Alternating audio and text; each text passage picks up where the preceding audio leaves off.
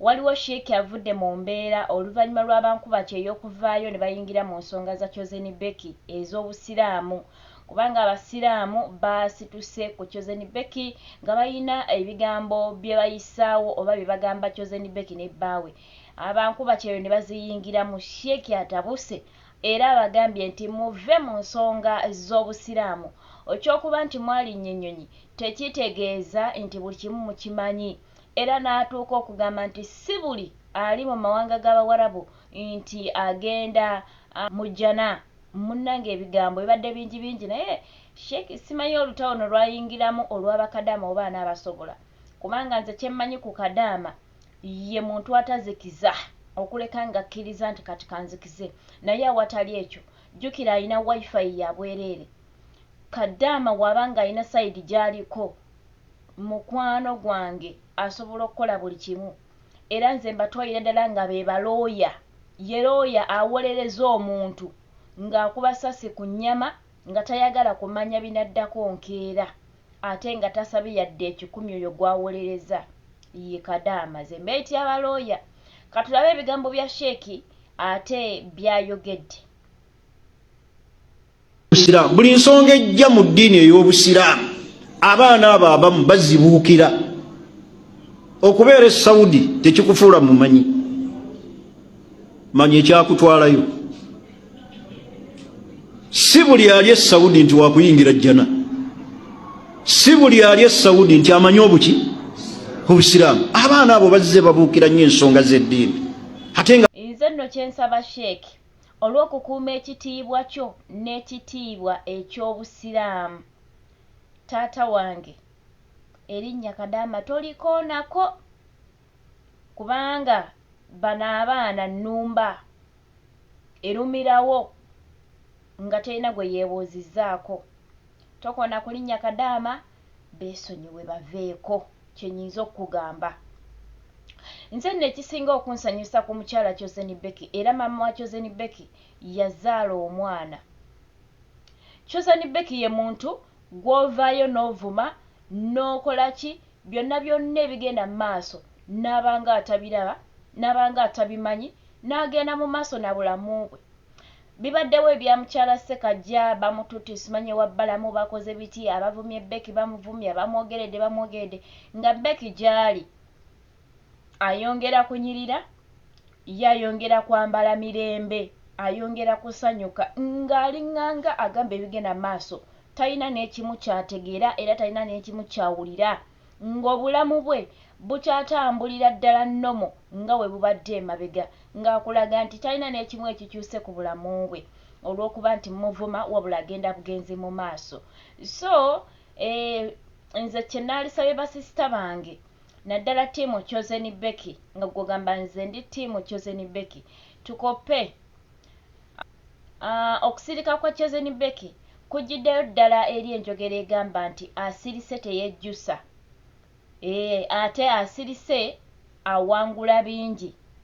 Chosen Beki singa yazza faya singa kati ebintu biri wala naye buli kintu ekijja nga luno olwa mukyala Ssekajja bwe lwazikidde ne luno olw'aba Sheikh oba olw'abasiraamu si basheikh bokka kuba Sheikh si ye musiraamu yekka wabula abasiraamu nalwo lugenda kutuuka luggweewo tube nga tetukyabiwulirako babyogeddeko binza n'obutatwala wiiki nnamba oba obutaweza wiikisi 2 nga tewakyali akyogerako nga kyaweddewo bakyogeddeko ne kiyita.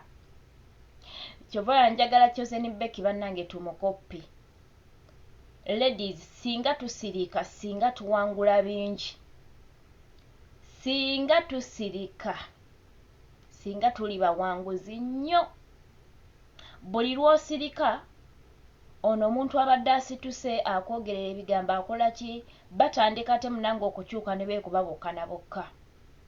Buli lw'osirika nga toddamu waliwo ate abantu abagenda okusituka balwane ku lulwo ate olutalo baluwangule naye nga gwe tolina kyonyeze tobayise nti munnyambeko tokoze eki naye olw'okuba osirise ne balaba nti ono omukyala oba omwami si musiru okusirika ne balaba nti naye ono gwe muvuma ye atavaamu kigambo ye atakola ki mumuvumira ki nabo ne basituka ne batandika okulwanira ku lutalo. Bw'osirika waliwo abagenda olwana entalo zo nga gwe tolina n'ekimu kyonyize. Naye lwozzayo backfire n'eyali badde alwana olutalo lwo mwokolera onsobya awo mu bigambo by'oyogera n'agamba oyo gwe mbadde ngenda okuwolereza. Jjukira nti bwe tubeera mu busungu twogera ne bye tutateekeddwa kwogera. So tukope Chosen Becky. Katulekere ka video ka Haji ono ate twongere okuba nti tukawulirako ko bakadaama ka video kano mukawa obudde aka Haji. Kyemmanyi nti simanyi Haji alina omuliro gwakoleeza naye katulabe ka video.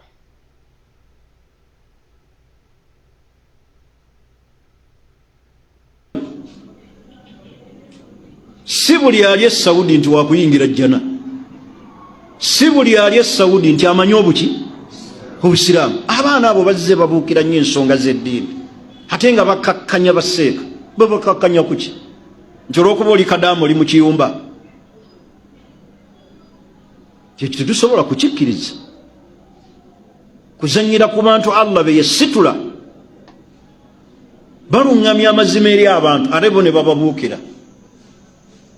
Kati bawala baffe ne bannyinaffe abali mu bwakadaama mu nsi yonna abamu mulemenga kulengera nsonga za ddiini ya busiraamu nammwe Sheikh nga bamwogerako kimulumidde ddala nti n'osanga kadaama ng'akutte ekifaananyi kya Sheikh akitaddewo wansi wano ayogera bw'akisongamu Haji munnange kadaama tebazannya abaana abo tebazannya abaana abo. Ate tebalina gwe batya ne wa president bamuteekawo era naye ne bamusongamu.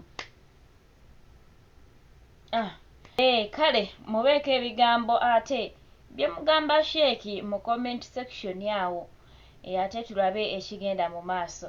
Naye nga abalabi bange wonna woosinze okuba nti olaba video za Maggie Mukwano okola kyamaanyi nnyo okola kya tendo ogatta etafali ku channel eno okuba nti ekula. Mukwano gwange gwe atanaba kubanga ate osubscribinga nkusaba obe nga ate munango nkoonera kagambo subscribe ate era oyinza n'okukoona ku kade nekibeera nga buli lwenateekayo akavidiyo bajja kubanga bakuleetera aka notification akakutegeeza nti ntaddeyo akavidiyo mu bwangu. Ate gwe alayikinga n'okomentinga kiina engeri gye kinzizaamu amaanyi. Mbagaliza olunaku olulungi bamikwano musibe bulungi musule bulungi wonna woowangalira. Bye bye.